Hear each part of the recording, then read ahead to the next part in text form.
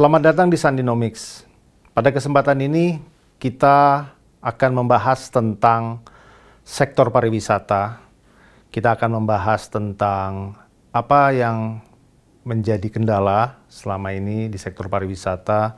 Kita akan menggali apa saja yang telah dilakukan dan akan dilakukan oleh Kementerian Pariwisata dan Ekonomi Kreatif. Kita akan lebih menukik kepada data-data yang telah disampaikan oleh BPS baru-baru ini mengenai pariwisata yang baru saja disampaikan pada tanggal 3 Oktober 2022. Dan untuk itu, pada kesempatan ini kembali lagi kita menghadirkan Menteri Pariwisata dan Ekonomi Kreatif, Bang Sandi Uno. Selamat datang, Bang. Thank you, udah Alex dan udah FFH. Ya. Jadi Bang Sandi, sebelum saya sedikit menyampaikan data-data terkini mengenai sektor pariwisata dan transportasi, saya mau tanya dulu Bang, selama ini kan Bang Sandi itu menjabat sebagai Menteri Pariwisata dan Ekonomi Kreatif, seingat saya sejak bulan Desember 2020, dan sekarang adalah bulan Oktober 2022. Ketika Bang Sandi hadir sebagai Menteri Parekraf, itu kita berada di dalam, bisa dibilang puncak dari pandemi COVID-19. Dan puncaknya itu memang seingat saya itu adalah di masalah sangat besar terjadi itu di kuartal kedua, kuartal ketiga dari tahun 2020 itu. Bang Sandi datang dalam kondisi yang sangat tough ya, sangat sulit. Karena ketika itu sektor pariwisata adalah salah satu sektor yang paling terpukul, seingat saya. Paling terpukul oleh kondisi pandemi ini. Nah, lalu dengan segala geliat dan upaya, ada upaya-upaya improvement, perbaikan, dan lain-lain. Boleh nggak sedikit diceritakan kronologi? Bagaimana sih dulu di awal ketika mulai berhadapan dengan apa sih fakta realita yang dihadapi pertama kali hadir sebagai menteri, lalu apa saja yang dilakukan selama ini sampai akhirnya kita ada di Oktober 22 seperti sekarang. Oke, mungkin bisa dibagi 3 fase. Pertama, di bulan Desember sampai bulan Juni menjelang Delta, itu kita fokus kepada boleh dibilang survival. Jadi ini survival di mana kita harus memastikan kita ini bertahan. Nah, caranya bertahan waktu itu adalah kita berpartisipasi secara full dalam program penanganan pandemi. Jadi Januari 2021 kan baru mulai vaksinasi. Setelah itu kita mulai mensertifikasi setiap destinasi agar comply, agar patuh terhadap standar cleanliness, health, safety, dan environmental sustainability. Itu 6 bulan pertama itu kita genjot. Dan pada saat itu kita tidak tahu nih sektor ini bagaimana, belum terlihat lah kalau bicara di horizon itu apakah ada light atau ada sinar mentari cerah yang bisa kita, ini semuanya gelap. No silver line. Ya, itu nggak ada silver lining, nggak ada sama sekali. Jadi saya pada saat itu belajar pengalaman di dunia usaha. Waktu itu kalau lagi ada turbulensi itu ya buckle up. Kita pakai seat belt, kita pegangan, kita betul-betul pastikan bahwa sektor yang memberi nafkah 40 juta orang ini tidak karam gitu. Jadi kita harus betul-betul pastikan pariwisata dengan 13 subsektornya, ekonomi kreatif dengan 17 subsektornya itu bisa bertahan dalam kondisi yang tersulit yang mereka pernah hadapi. Dan sebagian daripada mereka menyampaikan waktu itu ini belum pernah kami alami. Krisis 97 aja tahun saat kita Krismon itu mereka nggak mengalami hal yang seperti ini. Nah itu fase pertama, beruntung kita bisa genjot vaksinasi, kita bisa tambah jumlah destinasi yang tersertifikasi, Dan kita sudah mulai di pertengahan Juni itu udah agak mulai mempersiapkan pembukaan secara bertahap. Tapi terus kan Delta. Jadi setelah 3 bulan Delta, saya ingat banget itu Juli, Agustus, September kita mulai fase kedua. Fase kedua yang saya sebut sebagai revival. Revival ini kita lihat apa yang bisa kita lakukan dalam situasi yang penuh dengan turbulensi. Boleh dibilang volatility, uncertainty, complexity, dan ambiguity. Kita bicarakan ini VUCA, kebergejolakan, ketidakpastian, juga ada situasi yang sangat kompleks, dan semuanya nggak jelas gitu. Nah, yang paling bisa ada di depan mata itu wisatawan Nusantara. Karena border kita masih tutup, jadi mulai dari Oktober, November, Desember, Januari, Februari sampai Maret kita fokus di wisatawan Nusantara. Kita ciptakan destinasi-destinasi yang lebih personalized, lebih localized, jadi nggak terlalu melibatkan travel melalui udara. Setelah itu customize, sukanya mungkin yang ekoturism, sports tourism, diving, golf, itu lagi meningkat, dan smaller in size. Jadi nggak bisa lihat lagi jumlah pariwisata yang berbondong-bondong. Nah, dimulai bulan Maret April 2022 ini yang sampai sekarang kita sebut sebagai fase thrive. Jadi survive, revive, dan thrive. Dengan dibukanya perbatasan, dengan mulai masuknya wisatawan mancanegara, nah ini mulai menggeliat. Bali yang selama ini mengalami keterpurukan yang sangat dalam mulai menggeliat. Kunjungan wisatawan ke Bali sekarang sudah ada di level 10 sampai 12 ribu per hari yang dari wisatawan mancanegara, sama dengan wisatawan Nusantara. Jadi ini kalau kita lihat at the run rate, mereka bisa mencapai kunjungan ke Bali wisatawan asing atau wisatawan mancanegara ini bisa mencapai angka 3 sampai 3,5 juta dengan level yang sekarang. Tapi karena kita baru bukanya bulan Maret dan ini sesuai dengan peningkatan jumlah penerbangan, mungkin Bali bisa mencapai 1,5 juta dan Indonesia secara total targetnya mungkin 2,5 juta wisatawan mancanegara. Jadi kita bersyukur kita melewati 3 fase ini. Tentunya dibandingkan dengan sebelum pandemi memang jumlahnya pasti jauh lebih rendah. Tapi ini datanya mesti kita betul-betul teliti, kualitasnya jauh lebih bagus. Kualitas itu artinya? Jadi kualitas daripada wisatawan itu diukur dari 2 hal. 1, lama mereka tinggal.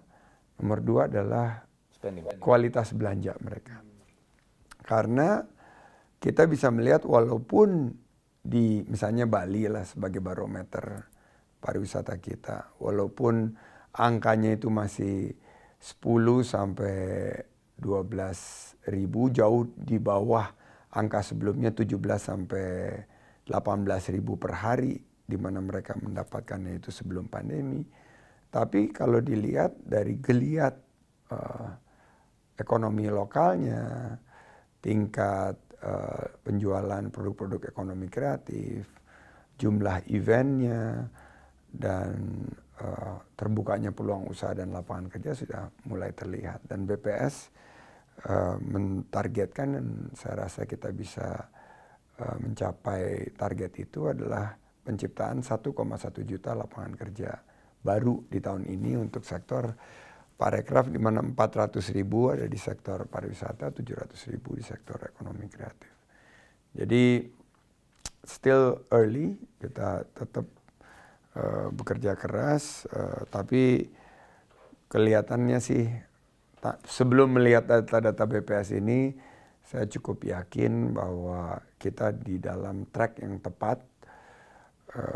recovery kita juga pace-nya juga tepat, dan kita nggak mau balik lagi ke sebelumnya di mana pariwisata berbasis kuantitas ini ternyata meninggalkan beberapa PR yang sangat cukup rumit buat kita, karena kalau mereka hanya datang berbondong-bondong ke Indonesia tidak berdampak kepada ekonomi lokal, akhirnya pariwisata itu tidak berkelanjutan. Oke. Coba kita tengok sekarang data-data yang baru saja keluar 3 Oktober dari BPS. Terakhir adalah Agustus 2022. Di sini kita lihat kunjungan wisata mancanegara itu meningkat. Agustus 510.000. Yang sebelumnya Juli 477.000, dan itu grafiknya terus meningkat dari bulan mulai menanjak di bulan Maret dan terus meningkat sampai ke Agustus. Jadi cukup konsisten dengan upaya thrive tadi ya. Jadi kelihatannya memang udah ada perkembangan dan improvement yang signifikan. Walaupun memang kita belum mencapai, tentunya kita belum mencapai pre-pandemic. Nah, pertanyaan menarik juga dari saya adalah, kan sekarang digaungkan bahwa dikhawatirkan akan ada resesi global 2023. Kira-kira impact-nya kepada tourism itu gimana? Dan terutama dalam konteks ini Wisman ya, wisatawan mancanegara, Bang. Gimana? Pasti ada dampaknya. Walaupun sebagian daripada angka ini kan pent up demand. Setelah 2 tahun, terutama yang sekarang menduduki posisi pertama kan Australia. Itu angkanya, ya dulu Australia kalau sebelum pandemi nggak ada di top 5. Dia malah di luar top 5. Tapi kita bisa melihat bahwa dengan proximity yang dekat ke Bali dan dengan strategi yang tepat, jadi negara yang pertama saya kunjungi dan saya sosialisasi itu Australia, karena kita mengikuti analisa daripada data yang kita miliki yang disebut sebagai low hanging fruits yang bisa kita convert menjadi quick wins itu Australia, dan tepat ternyata kunjungan saya bulan Maret April 2022 ke Australia ini bisa menopang permintaan atau demand dari Australia, diikuti Singapura, Malaysia, dan terakhir ini India dan sebetulnya UK ya ini, tapi angkanya di sini Perancis. Dan kalau dilihat pertumbuhannya cukup signifikan dibanding year on year ya, tapi tentunya kalau month to month up and down, tapi cukup sehat pertumbuhannya. Nah, menurut analisa kami bahwa kunjungan daripada wisatawan yang sekarang walaupun jauh di bawah angka pandemi, tapi terlihat jauh lebih berkualitas. Mungkin kalau ada data average spendingnya itu meningkat per Wisman. Kan dulu average spendingnya tuh 1.000 sampai 1.100 dolar Amerika per Wisman. Ini menurut saya angkanya bisa di atas itu, dan tinggalnya rata-rata biasanya 2 sampai 3 hari. Tapi kalau ini profilnya seperti ini bisa mungkin kita bergerak ke antara 5 sampai 7 hari. Jadi pariwisata seperti ini yang sebetulnya kita inginkan, tidak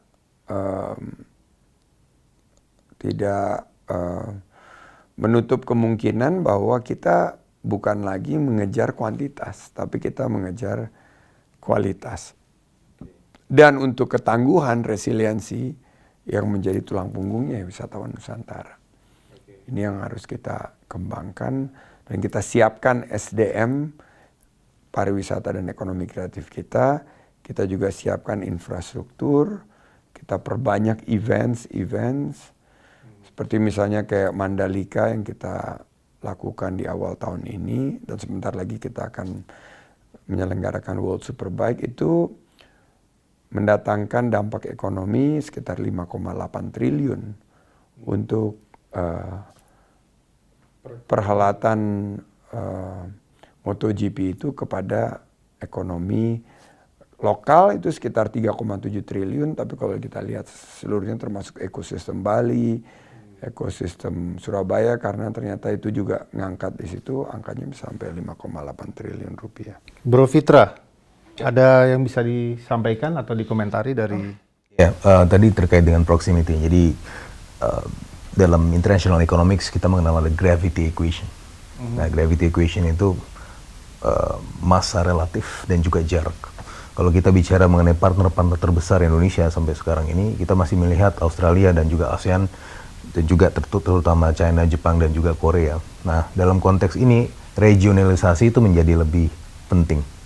Dan kalau kita belajar juga dari Marshall Plan dulu, ketika post-World War, yang dibantu oleh Amerika pertama kali adalah negara-negara terdekat. Karena itu yang menjadi potensi pasar juga di kemudian hari. Dan ini menjadi semacam preseden bahwa ketika ingin membangkitkan ekonomi, kita pendekatan ke depan adalah pendekatan yang berbasis kewilayahan, itu yang pertama. Terus yang kedua juga tadi bagaimana untuk menjaga supaya tourism itu tetap berkualitas. Salah satunya adalah mungkin sebagaimana yang juga dilakukan oleh Bang Sandi adalah bundling tourism. Jadi membuat ekosistem di mana tidak hanya stay di Bali, tetapi Bali dan sekitarnya, misalnya ada paket Bali, Lombok, kemudian Banyuwangi dan seterusnya, sehingga masa edar mereka di Indonesia menjadi lebih lama dan mereka menjadi lebih banyak juga untuk kemudian melakukan spending. Kemarin saya juga hadir ke desa Pengelipuran misalnya, mereka juga cerita bahwa desa wisata ini sudah berubah konsepnya dari sekedar foto-foto di desa. Artinya turis zaman dulu itu datang, foto-foto di desa, pergi. Tapi sekarang mereka juga sudah sadar bahwa untuk membangkitkan sustainability, bahwa desa itu harus dibangun ekosistemnya, sehingga turis-turis itu juga tidak hanya foto-foto, tapi juga belanja di situ, dan juga bisa homestaying. Dan desa Pengelipuran juga pada akhirnya menjadi salah satu desa terbaik di dunia, Pak Menteri. Dan ini adalah, saya rasa adalah pendekatan-pendekatan yang harus kita lakukan ke depan. Tapi yang juga jadi catatan adalah memang PR-nya juga masih banyak. Memang ada peningkatan, tetapi belum ke masa pre-pandemic. Nah, ini kita butuh kerja keras, gerak cepat, geber, dan juga gaspol. Karena kalau kita lihat Bali sekarang ini cuma tumbuh 3,04%, bagus sih memang dibanding dengan minus 12% ketika pandemi. Tetapi secara historikal Bali itu selalu tumbuh di atas rata-rata nasional. Nah, ini kita harus juga mungkin tanya strategi-strategi ke depan Bang Sandi ini ke depan, bagaimana untuk kemudian membangkitkan ini tourism dan ekosistemnya supaya bisa lebih sustainable dan bahkan bisa melompati masa pandemi. Sebelum kita lempar pertanyaan itu ke Bang Sandi, sekalian saya mau tanya juga. Ada satu periode di mana Bang Sandi itu keliling marketing ke Australia yang saya ingat dan ke Singapura. Dan saya nggak tahu apakah ini berhubungan atau kebetulan, tetapi lalu ketika ke Australia, lalu membuat kunjungan wisata dari Australia ke Indonesia meningkat sampai menjadi nomor 1. Sebelumnya kan bukan nomor 1 untuk Indonesia itu Australia, tapi lalu ada action itu dan akhirnya meningkat. Lalu Singapura juga demikian gitu. Berarti kan bisa jadi ini salah satu keluar dan memasarkan itu jadi satu kegiatan yang penting. Kalau boleh sekalian menjawab pertanyaannya Fitra, ada apa strategi pemasaran yang dilakukan untuk kita bisa boosting lebih jauh lagi? Pertama, life is digital. Sekarang kunjungan kita itu validasi dan menyampaikan kepada industri players itu bahwa kita hadir. Jadi dengan data yang kita kumpulkan, dengan analisa yang kita lakukan, kita udah bisa prediksi karena kita juga menggunakan metodologi yang sama Bro Fitra, adalah kita tahu bahwa dengan konsep personalized, localized, customized, bahwa yang bisa kita sasar ini yang market yang dekat dulu nih. Market yang dekat dulu, dan Australia yang punya kedekatan dengan Bali dan Indonesia, Singapura yang punya kedekatan dengan Kepri, Batam dan Bintan, tapi itu ada masalah yang sangat besar, adalah masalah berkaitan dengan visa. Karena di sana kalau bukan, Singapura itu kan hampir 30-40% dari angkatan kerjanya itu kan ekspatriat. Kalau visanya tidak dimudahkan untuk masuk ke Batam dan Bintan, itu kunjungannya nggak akan bisa menyerupai sebelum pandemi. Jadi setelah pandemi ini kan visa kita stop semua, ini visa on arrival baru dibuka ke sekitar 70-80 negara dari total mungkin lebih dari 120 negara yang kita butuhkan. Nah, jadi strategi kita dalam pemasaran adalah digital. Kita menggunakan target digital marketing dan targeted dan segmented. Nah, tapi saya udah tahu bahwa masalah kita itu adalah berkaitan dengan inflasi dan yang tadi disebut sama Alex ini potensi resesi. Nah, market-market ini walaupun ada pent up demand juga akan nanti mengalami kesulitan karena dengan meningkatnya melalui inflasi, meningkatnya biaya mereka berwisata, resesi adalah perlambatan ekonomi yang berpotensi kelangsungan pendapatan mereka. Kan kalau inflasi harga-harga naik gitu loh. Kalau resesi lapangan kerja susah.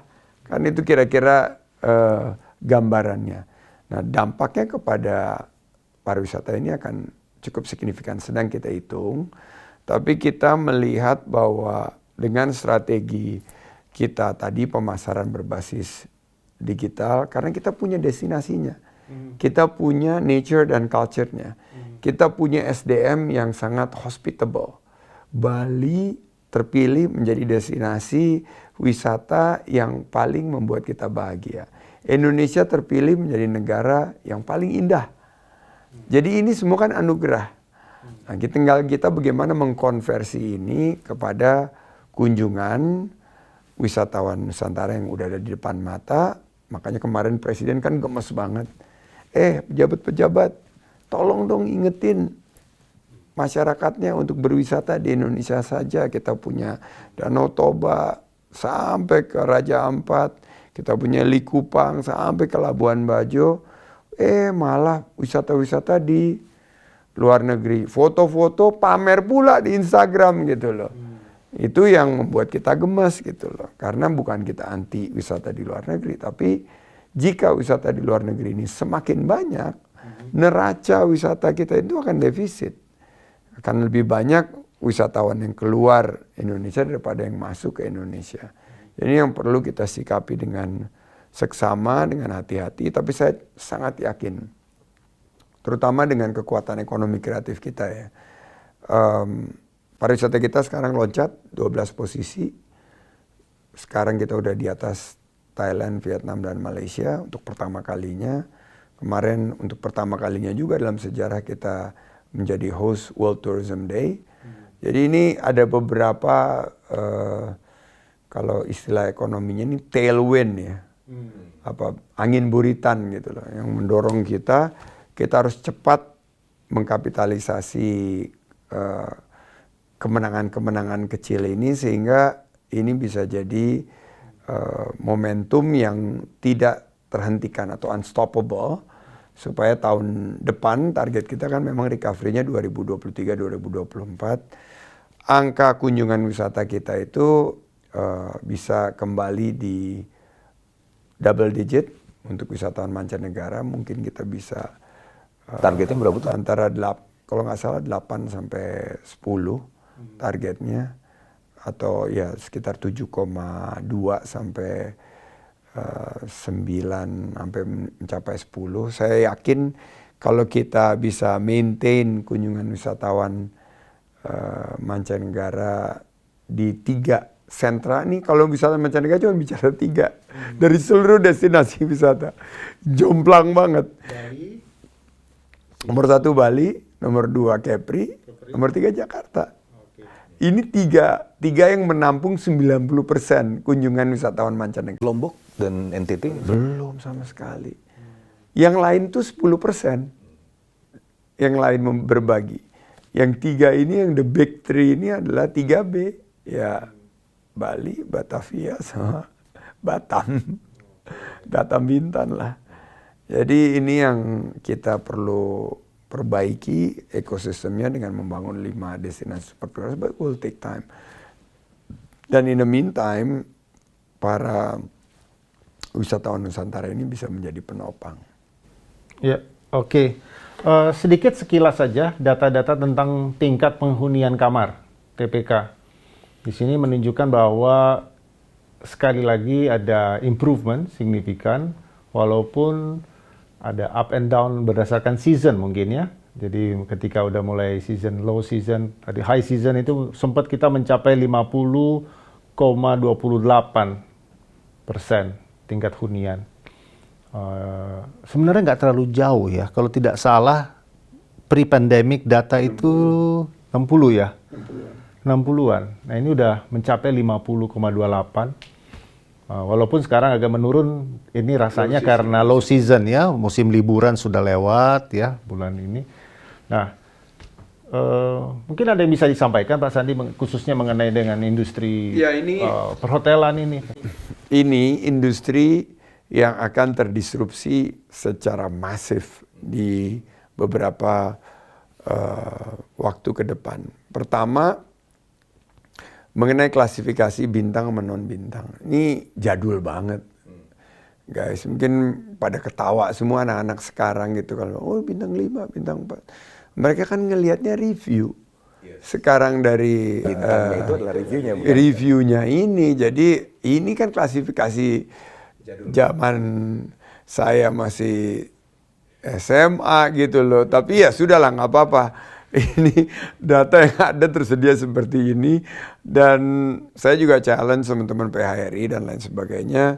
Apakah masih relevan nih bintang non-bintang? Anyway, memang saya karena pernah bisnis di hotel itu, di atas 40% kita udah mulai generate cash flow positif.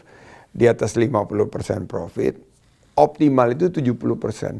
100% ya kalau dapat karunia lah, berkah lah. Mungkin sering tapi jarang sekali. Kita punya average occupancy rate itu antara 70 atau 75%. Nah, saya melihatnya bahwa dengan adanya konsep homestay, konsep glamping, terus juga konsep hunian seperti Bobo Box, dan juga kita lihat didukung rata-rata, saya kalau nggak salah data, kita mesti baca nih rilis yang terbaru, research terbaru dari IDN Media yang tentang Gen Y sama Gen Z. Menarik banget. Cara mereka traveling juga sangat menarik, semuanya menggunakan platform online, digital. Nah, menurut saya ini kita akan meningkat nanti di akhir tahun sesuai prediksi, peak season dan lain sebagainya.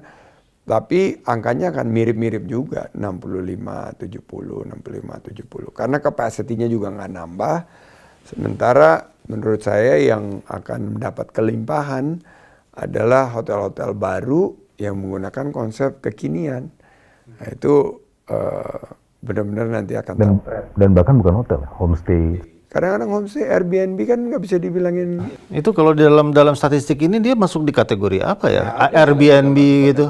Nggak masuk ya? Nggak masuk. Ini susah sekali karena Nggak bisa didata. Red Doors, Oyo, terus Airbnb. Ini minggu depan kita akan share data terakhir hasil researchnya Airbnb juga. Amazing, banyak sekali perubahan di sektor pariwisata dan pandemi ini mengakselerasi perubahan-perubahan secara sangat fundamental gitu loh. Cara kita travel, cara kita booking, cara kita pesan pesawat, pesan hotel dan lain sebagainya. Bahkan data ini bukan tanpa research ya, kita punya ada catatan-catatan juga. Seperti beberapa contoh anekdotal, Bang Menteri ya. Jadi di sini misalnya 47,38% occupancy rate-nya, tapi jangan-jangan mereka sudah kemudian mengurangi jumlah kamar, sehingga bilangan pembaginya kan menjadi lebih kecil, sehingga seolah-olah itu menjadi lebih besar. Saya tentunya harus mengkonfirmasi, tetapi ada beberapa temuan di lapangan, di Bali misalnya, mereka lihat kalau ditanya, gimana, sudah penuh atau belum? Oh, udah penuh. Tapi padahal yang definisi penuh mereka, ini kamar ini nggak dipakai, udah AC-nya udah dipindahin ke kamar yang lain, sehingga ini tidak didefinisikan sebagai kamar lagi. Nah, itu kan juga sepertinya perlu mendapat perhatian ya. Dan saya rasa ini juga kalau misalnya kita melihat potensi ke depan, ya sudah saatnya ini dimodernisasi ya, quote unquote, sesuai dengan dan di reklasifikasi. Karena ini menjadi pada akhirnya menjadi irrelevant kalau kita melihat ini apa gitu, angka ini menunjukkan apa, padahal sebenarnya pergerakannya bukan di sini tapi pergerakan di tempat lain mungkin. Nah, database yang berasal dari Airbnb, Oyo, Red Doors dan segala macam, sebenarnya ini kan kategori big data ya, bisa kita pakai ya, ketimbang hanya menggunakan data yang klasifikasinya sebenarnya sudah relatif tertinggal. Jadi sepertinya kita bisa kemudian menggunakan atau mengkombinasikan ragam jenis data, dan mungkin Parekraf dalam hal ini bisa menjadi leading. Ya, dan saya bilang kenapa kita milenial sekarang dan Gen Z yang menjadi mayoritas travelers kita, itu malah ada satu lagi klasifikasi yang perlu kita perhatikan, atau adalah apakah tempat tinggal atau akomodasi ini environmental sustainable. Mereka sangat menaruh perhatian terhadap and they are willing to pay. Menariknya itu bukan hanya dia ingin dapat tingkat tempat akomodasi hunian yang ramah lingkungan, tapi mereka kalau di-charge lebih juga mau bayar selama ramah lingkungan. Mereka nggak mau lah pakai chopstick, pakai bambu, atau minuman straw pakai plastik, nggak mau lagi ya. Udah nggak mau, dan makanan-makanan yang dia konsumsi juga makanan. Beli minuman pakai tumbler ya, beli kopi bawa tumbler sendiri. Buat tumbler sendiri, nggak mau. Ini udah berubah, dan menurut saya pariwisata dan ekonomi kreatif ini di garda terdepan dari angka-angka yang kita sikapi. Tapi ini data yang bagus dan kita apresiasi. Kami di kebijakan strategis juga banyak bekerja sama dengan lembaga lain, terus mengolah data ini, dan kami yakin sebetulnya kepulihan kita ini tidak akan kembali lagi ke pre-pandemic numbers, nggak akan balik ke 2019. Tapi secara gradual kita akan pastikan bahwa kepulihan ini jauh lebih robust, lebih sehat, lebih berdampak kepada ekonomi lokal, dan yang paling terpenting sih lebih berkelanjutan lingkungan.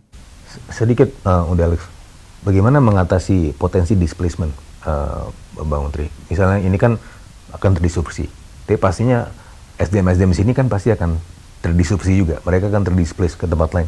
Ini bagaimana mengakomodasi mereka di tengah?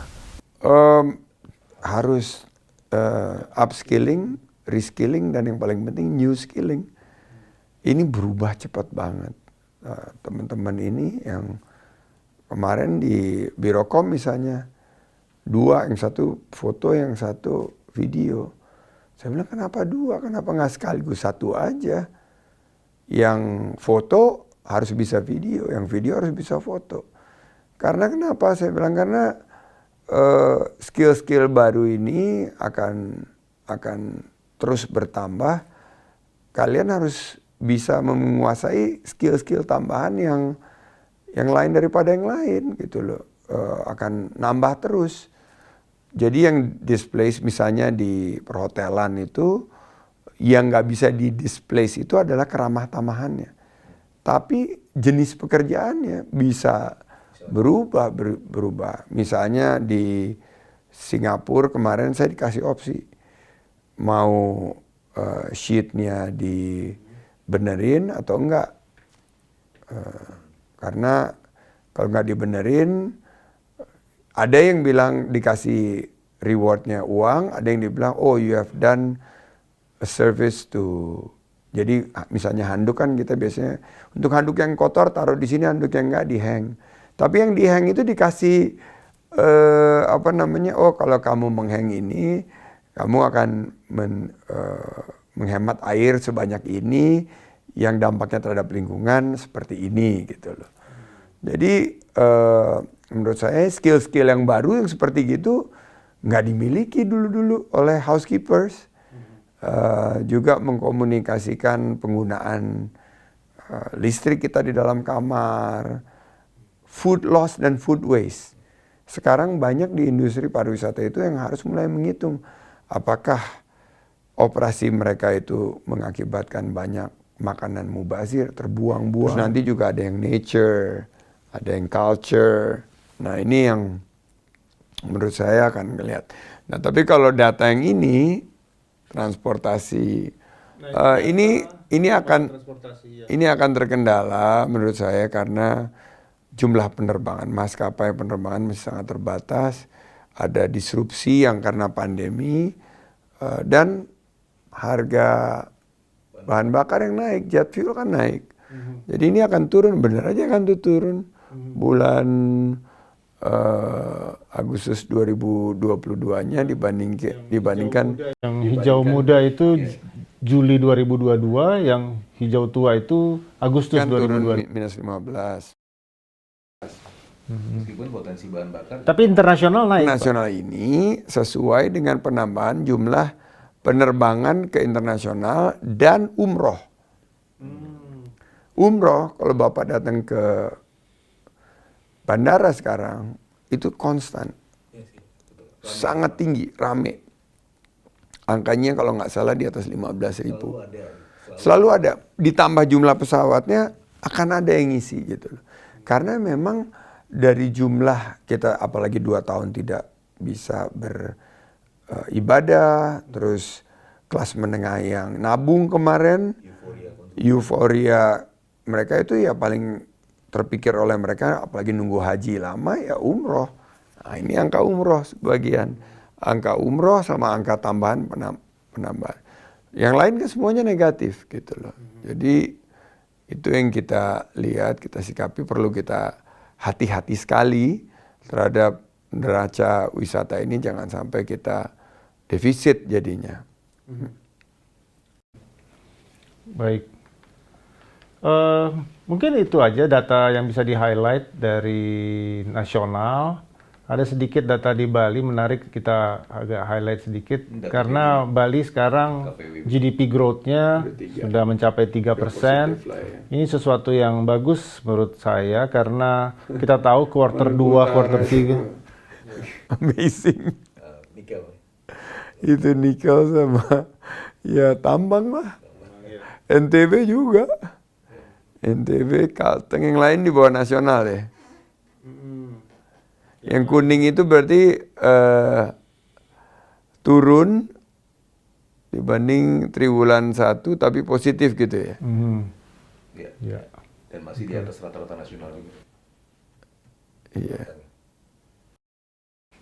Bali improving. Ini pertumbuhan ekonomi Bali. Pertumbuhannya 17%, 16,5. Bali masih paling bawah, tapi ini 2021, 2022 semua udah positif ya. Maluku Utara 2022. Maluku Utara 27. Itu provinsi paling terbahagia tuh di Indonesia. Mungkin karena ekonominya tumbuh seperti itu nih. Kita perlu kasih lihat nih kepada yang lain. Untuk menutup mungkin? Ya saya sebetulnya sih saya ingin sangat mengapresiasi ya Sandinomics ya. Sebetulnya saya punya pemikiran-pemikiran yang banyak di luar pariwisata dan ekonomi kreatif, dan mudah-mudahan bisa dibahas juga di sini. Dan ini kan sebagai salah satu wadah bisa mengerti pemikiran-pemikiran terkini dari kejadian-kejadian ekonomi yang perlu kita jelaskan kepada masyarakat ya. Inflasi itu seperti apa, potensi resesi itu seperti apa. Yang bisa dimengerti, ini angka-angkanya seperti ini, tapi yang dirasakan di masyarakat itu seperti apa sih? Karena saya sangat banyak bersinggungan di masyarakat, nanti saya akan sampaikan ke forum ini.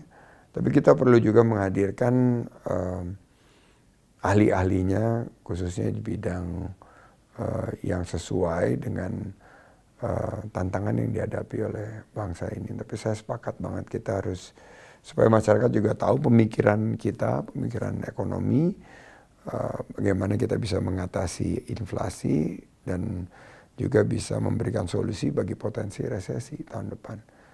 Kalau buat saya, untuk inflasi itu kita perkuat supply, kita perkuat jalur distribusi yang lebih sederhana dan efektif, dan jangan sampai kita kayak Amerika harus mematikan demand dengan, boleh dibilang ini kan self-inflicted recessions buat mereka ya, karena mereka nggak bisa kontrol inflasi. Tapi yang lebih kacau lagi kan yang terjadi di Inggris, satu rumpun nggak bicara sama rumpun lain, akhirnya kebijakan fiskalnya uncoordinated menghantam kebijakan moneternya, dan sekarang pound udah di bawah US dollar ini, mungkin untuk pertama kalinya kali. Nah kita beruntung karena saya di kabinet, saya melihat dengan mata kepala sendiri itu interaksi yang sehat, tidak mengganggu independensi BI, tapi BI juga ikut melihat kebijakan secara keseluruhan. Saya yakin kalau kita inflasi ini bisa kita atasi, dan sudah mulai terlihat kita bisa mengatasi dengan penambahan supply dan perbaikan dari jalur distribusi. Untuk resesi tahun depan, saya melihatnya sih kalau kita melihat 97% lapangan pekerjaan itu di UKM, yang diperkuat ya UMKM-nya.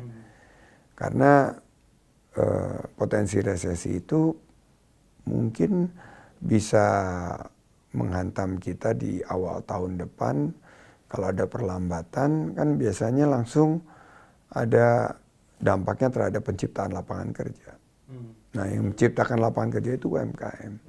Selama kita lihat kekuatan kita dari segi domestic market ini ada, C-nya kita ini tetap kuat dengan berbagai program, dengan bauran kebijakan yang tepat, C-nya ini kuat, saya rasa akan ngikutin semua. Kita punya potensi, investmentnya ada, mungkin ekspor agak turun karena komoditas juga turun dan permintaan juga turun. Government spending bisa kita moderasi sesuai dengan efektivitas, tapi kita perlu membuat narasi yang tepat. Saya cukup yakin, berapa tadi saya lihat angkanya 4,6 ya tahun depan 2023 pertumbuhannya. Di bawah 5%. 5%. Tahun ini mungkin bisa di atas 5%. Meskipun APBN 5,3% ya, asumsi makronya. Ya, asumsi makronya. Mungkin ya antara angka yang APBN sampaikan tuh bisa tercapai tahun depan. Saya cukup yakin. Menarik juga kita melihat ini, dan khususnya melihat dengan kaitannya dengan sektor pariwisata ya. Tadi pertanyaan saya, bila resesi, terutama resesi mungkin resesi di beberapa negara-negara yang menjadi tujuan pasar kita untuk mendapatkan wisatawan ini, bagaimana kita bisa menyikapinya. Tapi saya setuju dengan pendapat Bang Sandi bahwa kita punya potensi domestik yang kuat sekali. Market Indonesia 270 juta penduduk, dengan tetap kita tumbuh, ekonomi kita tumbuh, kelas menengah terus berkembang, dan kalau semua terkonsentrasi untuk berwisata di Indonesia saja, itu akan sangat membantu. Gitu ya. Boleh juga kita ikut campaign di Indonesia saja. Di Indonesia saja ya. Yang tadi dulu kan Rohali foto-foto aja, rombongan hanya lihat-lihat. Sekarang harus jadi Rojali, rombongan yang jajan-jajan dan beli-beli. Di Penglipuran itu orang sekarang punya opsi, bisa datang have good lunch di sana, malam candlelight dinner, homestay-nya ada 17 disediakan dan merasakan sensasi tinggal di rumah kuno Bali gitu loh. Rumah. Jadi mereka survive sendiri, dan kalau saya tanya, kita pariwisata itu adalah unintended result dari kita menjaga adat. Jadi yang dia jaga adatnya dari tahun 1300 ini nggak berubah adatnya. Adatnya ini yang menjadi daya tarik wisata. Jadi kalau kita stay true to our nature and culture, pariwisata berbasis masyarakat yang memperkuat komunitas dan UMKM, saya yakin kita akan melalui fase tantangan inflasi dan potensi resesi yang diantisipasi di tahun 2023. Semoga. Terima kasih Bang Sandi atas kesempatannya. Tentu akan ada momen-momen lagi kita ketemu lagi. Siap. Demikian tadi diskusi kita dengan Bang Sandi. Mudah-mudahan memberikan inspirasi, memberikan pengetahuan baru. Terima kasih Anda menyaksikan channel Sandinomics. Sampai jumpa.